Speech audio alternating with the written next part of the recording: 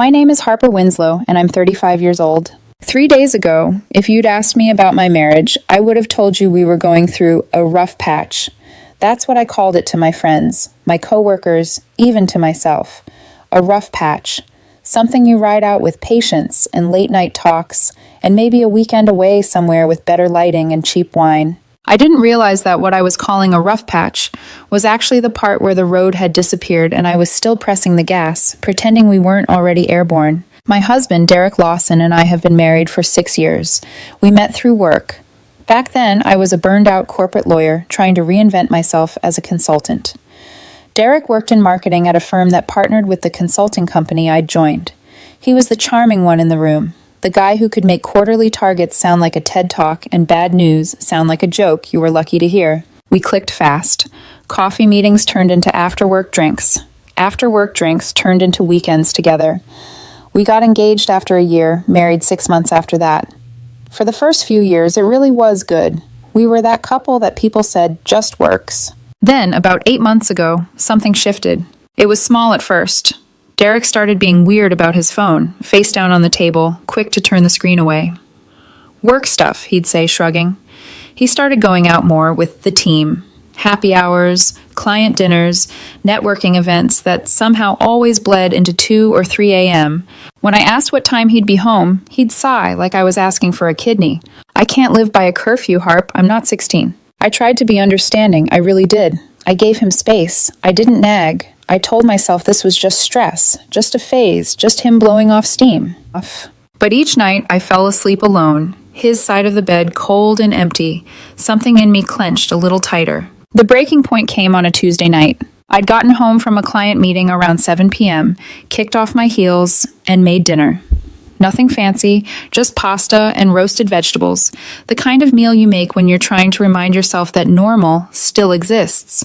At 7:30, I texted him, "What time will you be home? Made dinner." He didn't answer. At 8:30, my phone buzzed. Going out with coworkers.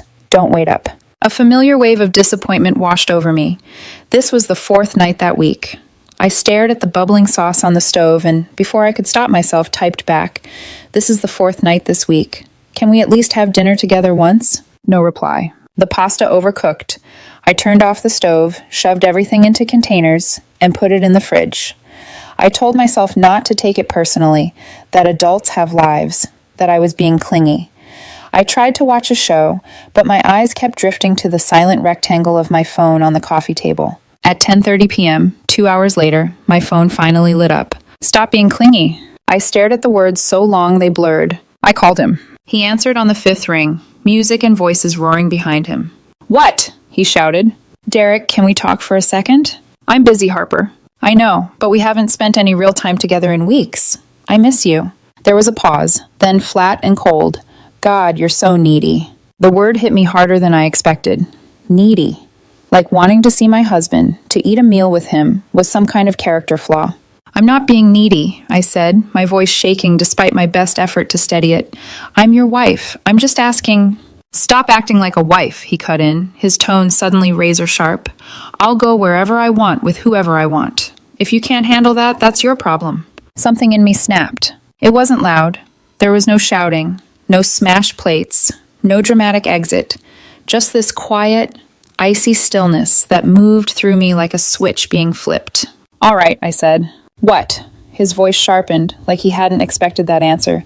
"I said all right, do whatever you want." "Oh, so now you're going to punish me with the silent treatment?" "No," I replied, oddly calm. "No punishment, just accepting reality." "Have a good night, Derek." I hung up. He called back twice. I let it ring. A text followed. "Don't be dramatic. We'll talk when I get home." I stared at the message, then set the phone face down on the coffee table. For a moment, I just sat there in the dim living room, listening to the quiet hum of the refrigerator and my own heartbeat in my ears. Here's what Derek didn't know. Before I became a consultant, I spent 3 years practicing corporate law. I burned out on 80-hour weeks and endless discovery disputes, but the degree and the bar card didn't vanish just because I changed my LinkedIn headline.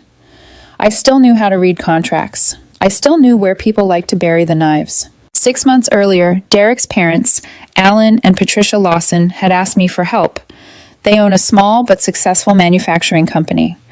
About 50 employees, steady revenue, the kind of business you don't see on magazine covers, but that quietly pays for mortgages and college tuitions. They'd signed several long-term supplier contracts they weren't comfortable with, and they wanted an extra set of eyes. I'd taken the files home, read them carefully, and found problems. Big ones. Hidden clauses that allowed unilateral price hikes of up to 300% with only 30 days' notice. Auto-renewal provisions that would lock them in for another 5 years if they didn't give notice 6 months before the end of the current term, which at the time was only a few weeks away. I'd written detailed memos, drafted counter-proposals, even identified alternative suppliers with better terms. I had the whole roadmap to keep their business from being strangled. But I hadn't sent any of it, because when I first tried to talk to Derek about it, he'd waved a hand and said, "My parents are already stressed. Don't dump more on them right now. We'll deal with it later." And then later disappeared under his late nights and our crumbling marriage, and I'd let the folder sit in my office, gathering dust and guilt. Now sitting on our couch at 11 p.m. while my husband was out somewhere smelling like someone else's cologne, I realized I'd been protecting people who couldn't be bothered to protect me. I went to the small room we called my office, a spare bedroom with a desk, 2 overworked plants, and a printer that always chose violence. I pulled out the thick folder labeled Lawson Manufacturing, Supplier Contracts, and opened my laptop. Subject line, Contract Review, Urgent Action Required. Body, concise, professional, and blunt. As requested 6 months ago, I've completed my review of your supplier contracts. I've identified several critical issues that require immediate attention. I'm available to discuss tomorrow at your convenience. I attached the memos, the draft language, the comparison charts. My finger hovered over the trackpad for a heartbeat. Then I hit send. It was 11:47 p.m. Derek stumbled in at 3 a.m. I was still awake, propped up in bed with a book I hadn't turned a page of in an hour. He reeked of alcohol and a cologne that definitely wasn't his. "You're still up," he slurred. "Couldn't sleep," I said. He kicked off his shoes, not bothering to pick them up when they bounced against the wall. "Are you going to lecture me?" he asked, already defensive. "Nope." "Good." He disappeared into the bathroom, came back without brushing his teeth, and collapsed into bed, face down, fully dressed. 5 minutes later, he was snoring. I got up, took my pillow, and went to the guest room. The next morning, my alarm went off at 6 a.m. The house was quiet. Derek was dead to the world. I showered, dressed, and made coffee. The motions so automatic they felt like muscle memory more than choice. At 7:15, my phone buzzed. A text from Alan Lawson. "Got your email. Can you come to the office at 9? This is serious." I stared at the message, feeling that strange calm settle over me again. "I'll be there," I typed back. I left the house at 8:30 without waking Derek. Lawson Manufacturing sat in a modest industrial park. Office in the front, warehouse in the back, the air always faintly tinged with oil and cardboard. Alan met me at the door, eyes shadowed, jaw tight. "Harper, thank you for coming," he said, gripping my hand. "I read everything you sent. I can't believe we missed this." "These contracts are designed to be confusing," I said. "That's the point." We walked into the small conference room where Patricia and their accountant were already waiting. My memos and printouts spread across the table like we were preparing for a trial. "How bad is it?" Patricia asked, her voice barely above a whisper. "If the supplier exercises these clauses," I said, sliding a page toward them, "they could increase prices by up to 300% with 30 days' notice. Combined with the auto-renewal trap, this could bankrupt you within a year." Patricia's hand flew to her mouth. Alan went pale. "What do we do?" he asked. "We renegotiate," I said, immediately. "I've prepared counter-proposals and identified alternative suppliers. You have more leverage than you think, if you use it now." For the next hour, I walked them through each clause, each risk, each proposed fix. The air was thick with numbers and possibilities and the cold, clean relief of finally knowing where the landmines were. "How much do we owe you for this?" Alan asked when we finally paused. This is real legal work. You might have saved our business." "Nothing," I said automatically. "Your family." He shook his head hard. "No, this is professional work. We're paying you, at least your standard consulting rate." I opened my mouth to argue, and then the conference room door opened. Derek stood there, frozen. His eyes darted from the spread of contracts to my open laptop to his parents' stricken faces. "What are you doing here?" he asked. Patricia answered before I could. "She's saving our business." Derek's gaze snapped back to me. 6 months ago? He repeated when Alan mentioned the original request. You've been working on this for 6 months? I nodded. I told you about it. You said your parents were too stressed, so I waited. And you didn't tell me you were meeting them this morning? You stopped asking about my work months ago, I said quietly. You didn't seem interested. Something flickered across his face. Guilt, anger, I couldn't tell. Derek, Patricia said sharply, where were you last night? Your father tried calling you around 10 about this. You didn't answer. Color rose in his cheeks. Out with friends, he muttered. We'll talk about it later. Alan's gaze moved between us. Is everything okay with you two? I held his eyes. Ask your son. Derek's jaw clenched. We need to talk, he said to me through his teeth. Outside. Now. I closed my laptop, forcing my hands not to shake. I'll be right back, I told his parents. We stepped out into the parking lot, the morning air cooler than I'd expected. For a second, we just stood there, the hum of traffic in the distance, the smell of exhaust and coffee from the neighboring building hanging between us. What the hell was that? He demanded. What was what? Ambushing me, making me look bad in front of my parents. I didn't ambush you, I said, keeping my tone even. I had a scheduled meeting about their contracts. You showed up. You've been doing all this behind my back. I tried to talk to you 6 months ago, I reminded him. You said they were stressed and we should not make a big deal out of it. Then you stopped coming home before 3 a.m., and I figured saving your parents' business was more important than waiting for you to care.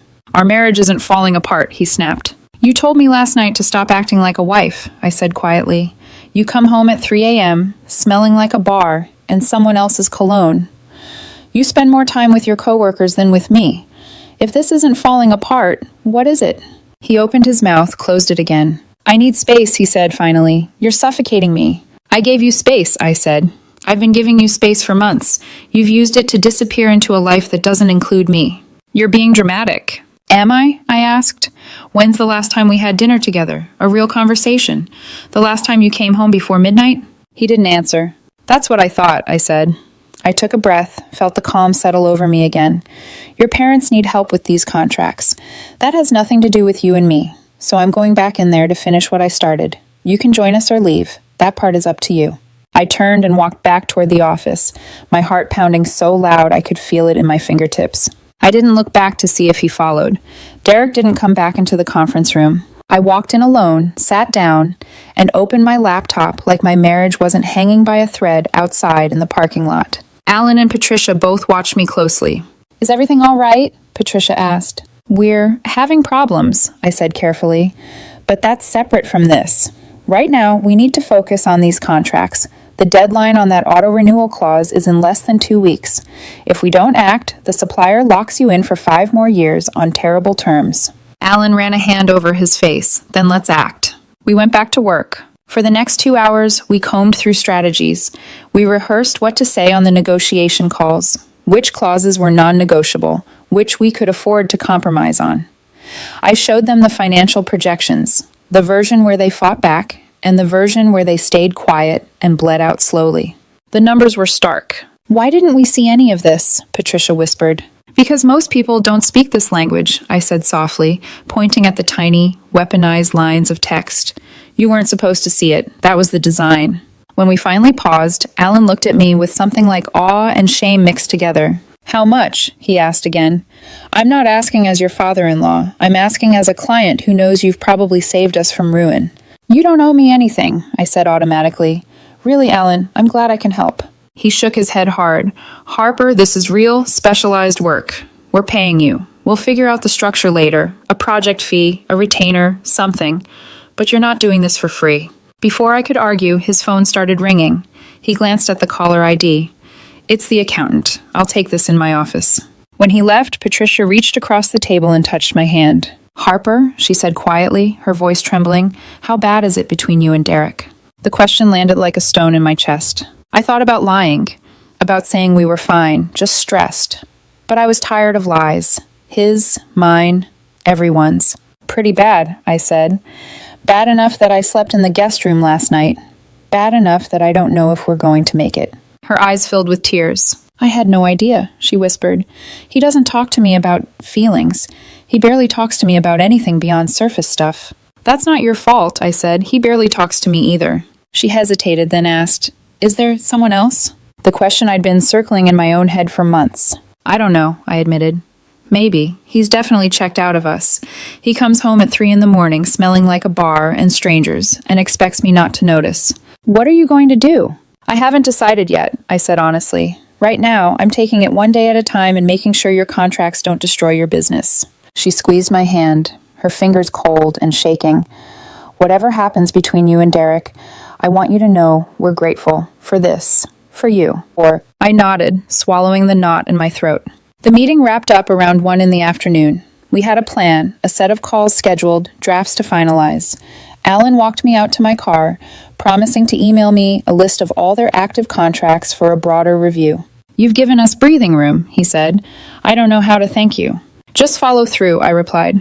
Breathe while you still can, and don't sign anything without letting me look at it first. He laughed weakly. Deal. I drove home on autopilot, my hands on the steering wheel, my mind replaying last night's phone call on a loop.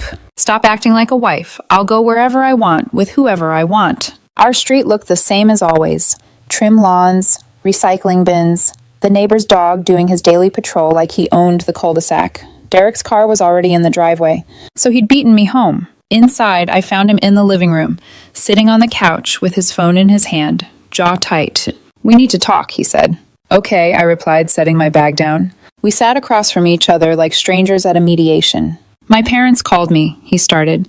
They told me how much you've done, how you've been working on their contracts for months, how serious this all is. Yes, I said.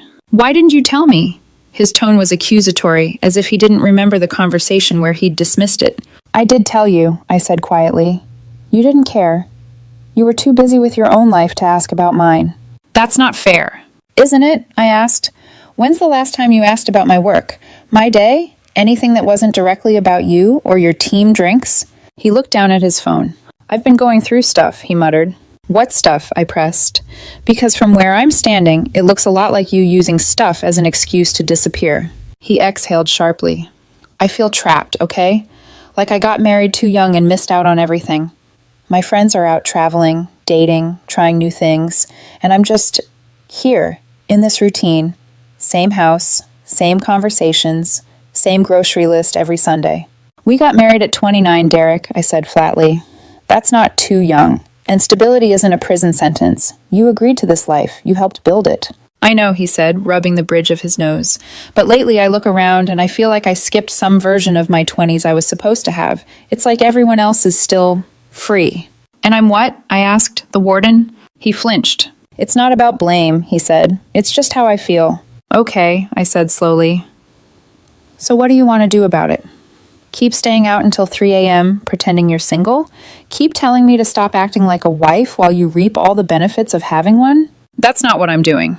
Then who were you with last night? I asked. Coworkers? Friends? Male? Female? A mix? He hesitated too long. It was a group, he said finally. From work. Who drove you home? I took an Uber. At 3 in the morning. Yes. Show me the receipt, I said. His head snapped up. What? Your Uber receipts, messages, whatever. Show me. I'm not showing you my phone, Harper. That's controlling. I stared at him, incredulous. I'm not trying to control you. I'm trying to trust you, but you're not giving me anything to work with. He stood up, pacing, raking a hand through his hair. I can't do this, he said. This interrogation, this suspicion. I feel like I'm on trial in my own house. You feel like you're on trial, I repeated slowly, because your behavior looks guilty. You vanish at all hours. You insult me when I ask where you are. You refuse basic transparency, and then you want me to swallow it with a smile. Maybe I just need some space to figure things out, he said, away from all of this pressure. Space, I repeated. You mean more nights out, more 3 a.m. arrivals, more pretending you're not married. Forget it, he snapped. I'm going to a friend's place. Which friend? I asked. He grabbed his keys. Does it matter? It does to me, I said. I'm your wife, not some roommate you can ghost. He didn't answer. The door slammed behind him a second later. The silence that followed felt heavier than any shouting match. I stood there for a long time, listening to the echo of the door, the hum of the fridge, the faint traffic outside. Then I picked up my bag, went to my office, and opened my laptop. If my marriage was going to crumble, I wasn't going to let my career go with it. I spent the rest of Wednesday working from home, drafting letters for the supplier, refining the negotiation script. laying out detailed side-by-side comparisons of alternative vendors so Alan and Patricia wouldn't feel like they were stepping into the dark. Derek didn't come home that night. He didn't call, didn't text. No, I made it safe. No, I'll be late. Nothing. I slept in the guest room again, not because I was mad, but because our bed felt like a stage set for a life we weren't living anymore. On Thursday morning, Alan called. "We're meeting with the main supplier at 2 p.m., he said, his voice brisk but tense. "Can you be there?" "Yes," I said without hesitation. "Good, we want you leading the negotiation." I blinked. "Are you sure? I'm not officially representing you." "As of this morning, you are," he replied. "I'm retaining you as our legal consultant. $50,000 for this project. Non-negotiable." My jaw actually dropped. "Alan, that's too much."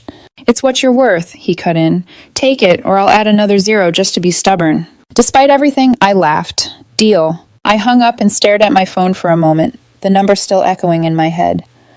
$50,000. For work I could do with my eyes half closed. For expertise I'd been devaluing in my own mind because my husband couldn't be bothered to ask what I was capable of. Something inside me shifted. I wasn't just a wife trying to hold together a marriage with duct tape and denial. I was the person walking into boardrooms and saving companies from contracts designed to destroy them. I got dressed more carefully than usual that afternoon. Navy blazer, white blouse, hair up, makeup precise. Not for Derek, for me. For the woman who was about to walk into a negotiation on behalf of a family that actually wanted her there. At the supplier's office, the air in the conference room felt charged. Their reps sat across from us, confident in the way people get when they think the fine print has already won the war. They weren't expecting me. I laid out our position calmly, clause by clause, risk by risk. I explained why the terms were unacceptable, what would need to change, and how quickly. When they tried to wave me off, "These are standard provisions. Every client signs this." I slid a folder across the table. "These," I said, "are signed term sheets from 2 competing suppliers with better pricing, better escalation language, and no predatory auto-renewal. We'd prefer to keep working with you, but we won't do it on terms that could bankrupt Lawson Manufacturing. So either we adjust this agreement or we move." "You're bluffing," their head of sales said, though his eyes flickered when he saw the comparison numbers. "Try me," I said, meeting his gaze steadily. "You have 48 hours.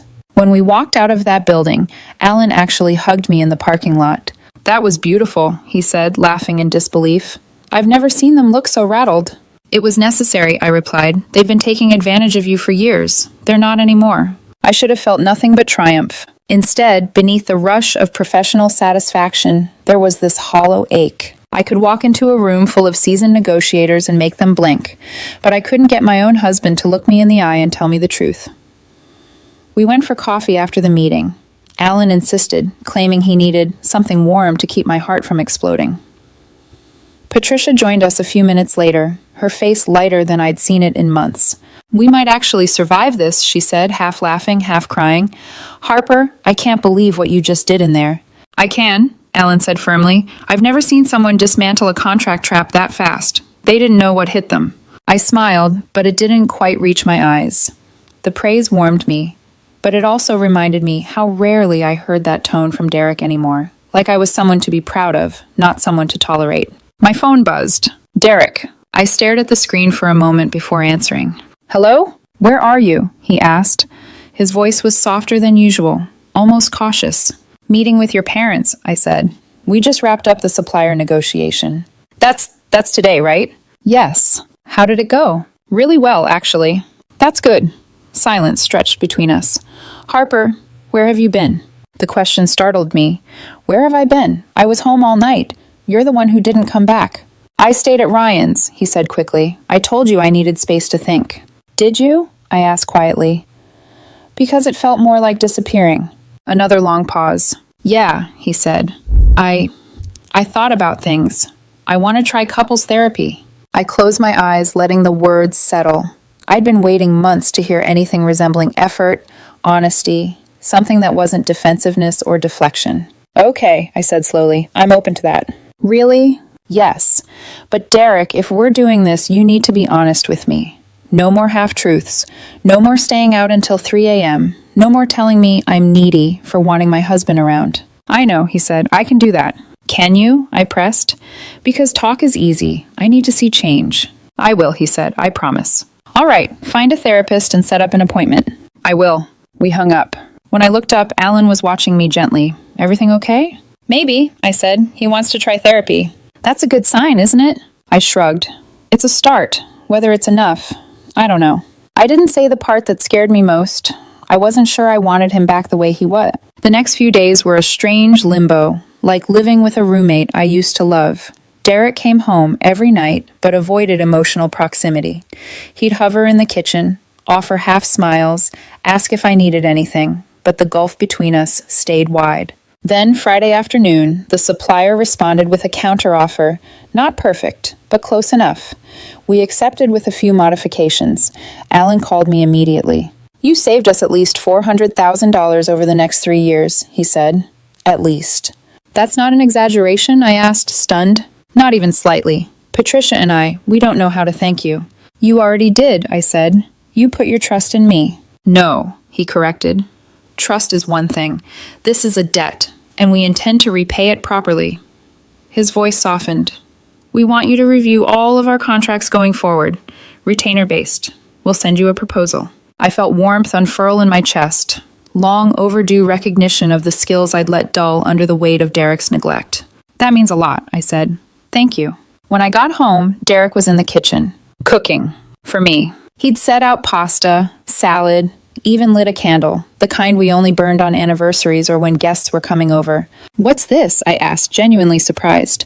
An apology, he said quietly. I've been terrible. I know that. I want to fix things. It was the first dinner we'd shared in weeks. The silence was still awkward, but it was a trying silence, not a resentful one.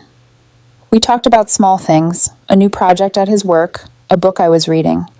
It felt strange, fragile, almost like we were dating again, trying to figure out how to talk to each other. After dinner, Derek stood stiffly at the sink, hands braced on the edge. My mom told me what you found, he said. Oh, that you might have saved their business. That might be dramatic, I said lightly. She said without you, they could have gone bankrupt. It's possible, I admitted. Those contracts were designed to trap them, he swallowed. And you've been working on this. While I've been... He trailed off, ashamed. Yes, I said simply. He turned toward me. Harper, there's no one else. I didn't respond. You don't believe me, he said softly. I want to, I said.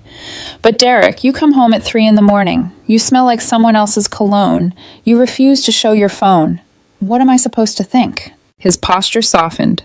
Slowly he pulled out his phone, unlocked it, and held it out. Look, he said. I stared at it. You're sure? Yes, I need you to trust me. So look. My heart hammered as I took it.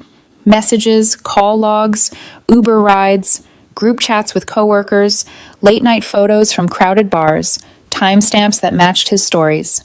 Everything was messy, but innocent. The cologne smell was probably just from being in tight spaces with other people. I exhaled shakily.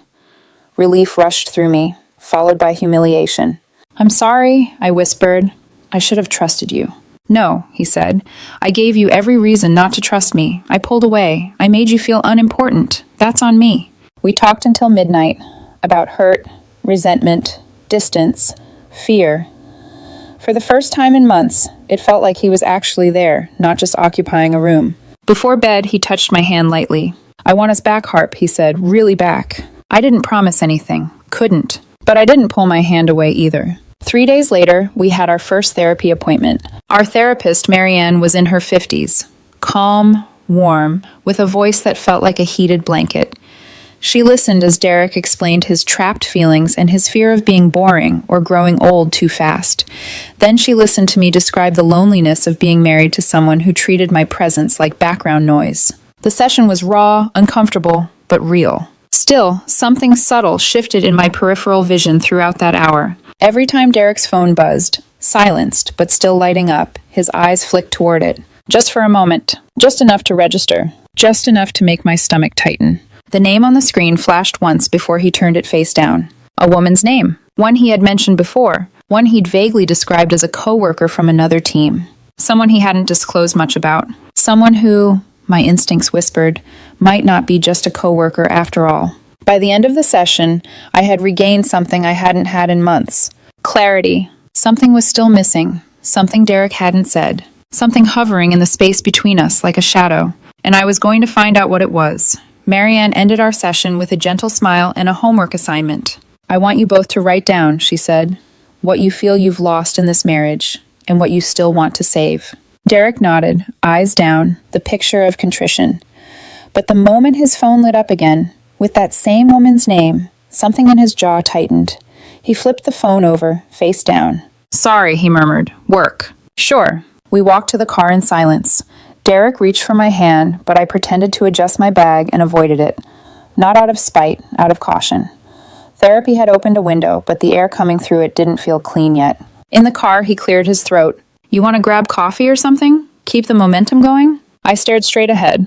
Not today, I said. I need time to process. He exhaled, disappointed but not surprised. Yeah, okay. We drove home in that brittle silence, the kind that wasn't hostile but certainly wasn't healed. Over the next week, the rhythm of our life shifted again, slowly, shakily, but perceptibly. Derek came home earlier, cooked twice, cleaned without being asked. He even scheduled our next therapy session without me reminding him.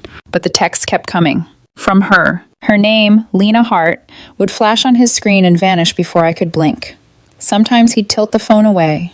Sometimes he'd let it sit there, buzzing against the countertop like a heartbeat he couldn't ignore. Every time he swore it was nothing. She's just on my team, he'd say when I asked.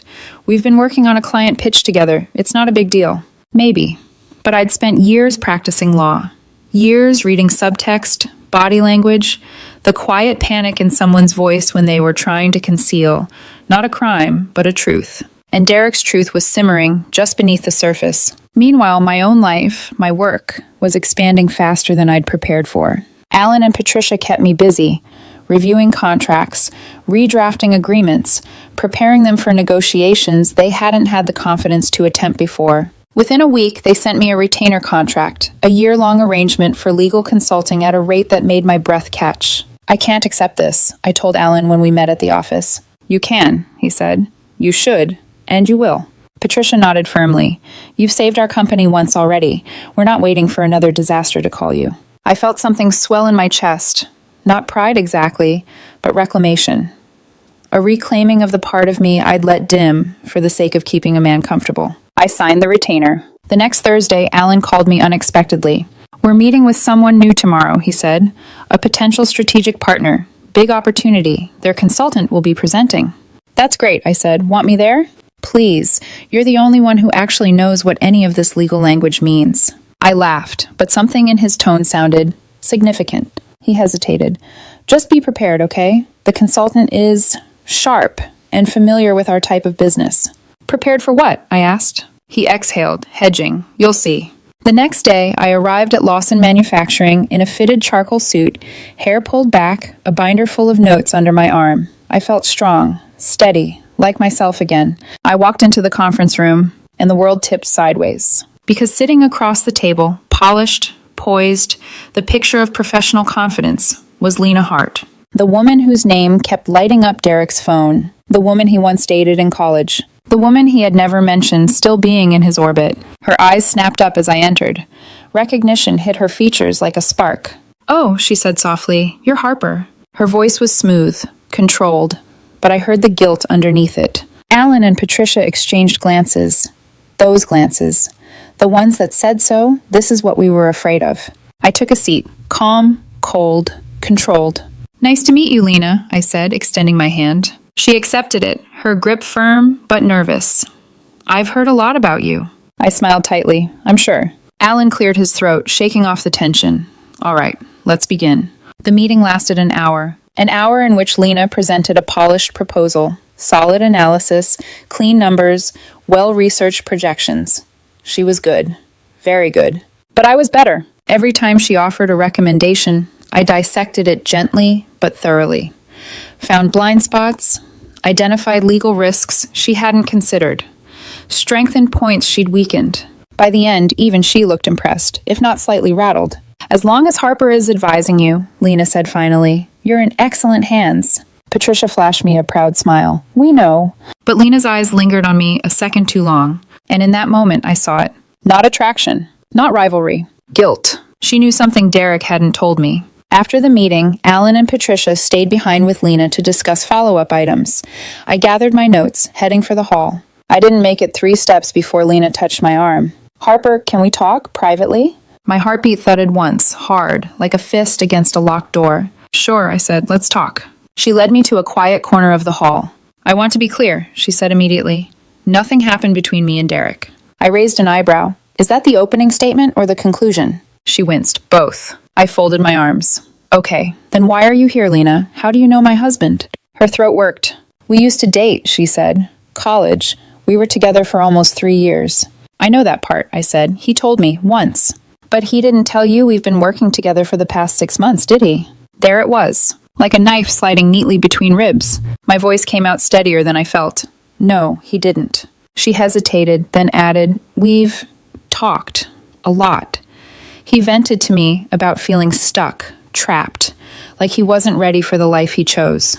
My blood went cold. "He didn't cheat," she said quickly. "Not physically, but he leaned on me more than he should have. I told him it wasn't appropriate, that he needed to talk to you instead." I stared at her. "And yet," I said slowly, "he didn't." "No," she said softly, "he didn't." When I walked back into the conference room to grab my binder, Alan and Patricia fell silent. They'd seen my face, and whatever expression I carried told them everything they needed to know. "We need to talk," I told Derek later that night. But not at home, and not alone. At his parents' office, where the truth had already begun to unravel. I texted Derek, "We need to talk. Meet me at your parents' office in 30 minutes. He replied instantly, faster than he had responded to me in months. "Is everything okay?" "No, but it will be honest. Come." I drove in silence, my hands steady on the wheel, my heartbeat anything but. The industrial park was quiet at dusk, the warehouse lights glowing like a stage set for a confrontation I hadn't planned, but suddenly needed. Alan and Patricia were still in the building, reviewing documents from the meeting. They looked up when I entered, both of them reading something in my face, something cold and final. "Do you want us to step out?" Patricia asked gently. "No," I said. "I think you should stay." Alan nodded once, grim. He'd grown protective of me in the last week, more protective than my own husband had been in months. Derek arrived 5 minutes later, slightly out of breath, hair mussed like he'd run a hand through it a dozen times on the drive over. "What's going on?" he asked, looking from me to his parents. "Why here?" I stood at the head of their small conference table, the same spot where I'd walked them through the landmines in their contracts. Tonight, I was walking someone else through a different kind of minefield. "Sit," I said. He sat. I didn't. I placed my binder on the table and folded my hands, keeping my voice steady. "I met Lena Hart today." Every muscle in Derek's body tensed.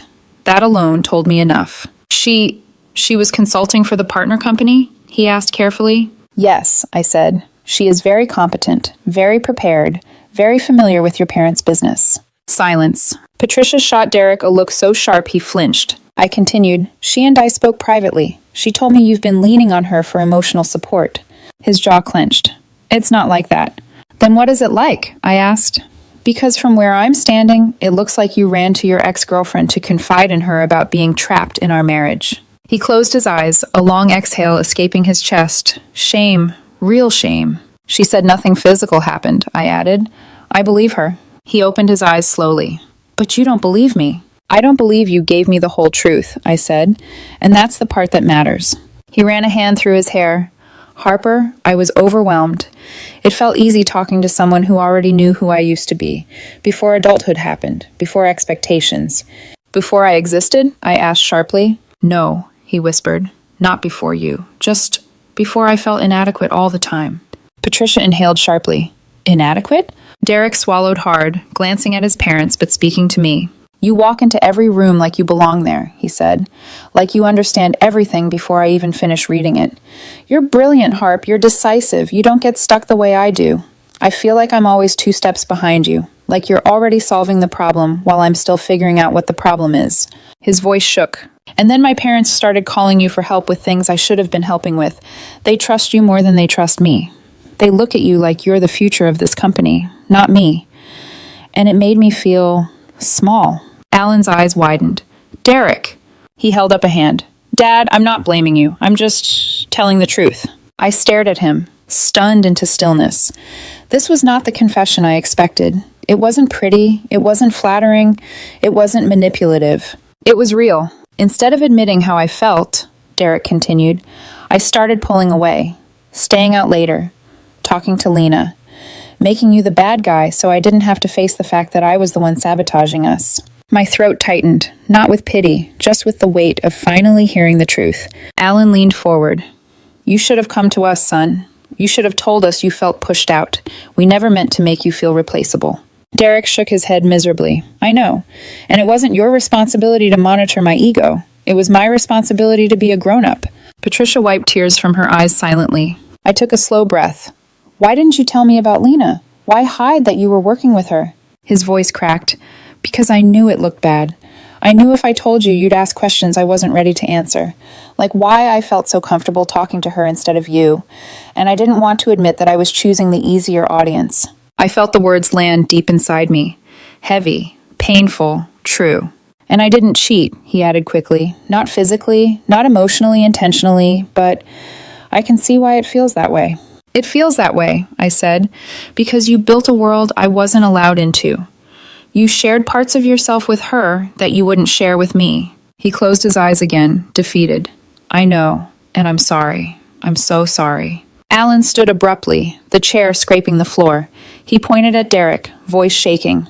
You don't treat your wife that way, he said. Not this woman. Not after everything she's done. For us. For you. Patricia put a hand on her husband's arm to calm him, but her eyes were full of hurt too.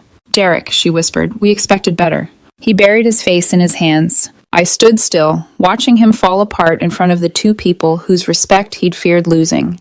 But I didn't feel satisfaction, or triumph, or revenge. I felt clarity. Quiet, final, steady.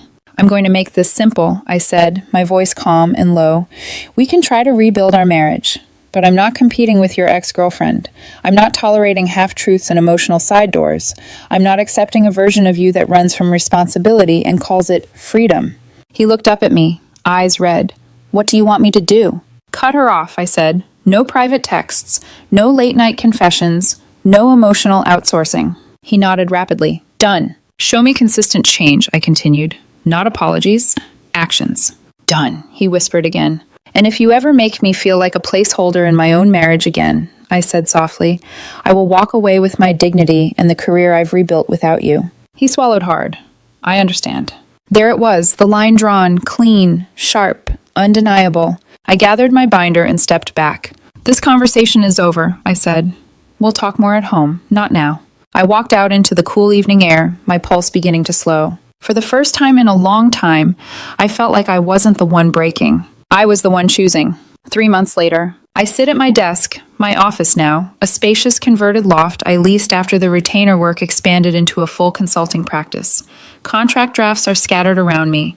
My calendar is full for weeks. Derek and I, we're not perfect, but we're honest, transparent, working. And he hasn't spoken to Lena since that night. Counseling hasn't magically healed everything, but it's peeled back the layers of resentment and fear and let us build something new. Not the marriage we had, but the marriage we're trying to become. A partnership, not a performance. Sometimes I catch him looking at me like he did in the beginning, like I'm someone to admire, not avoid. And slowly, cautiously, I let myself hope again.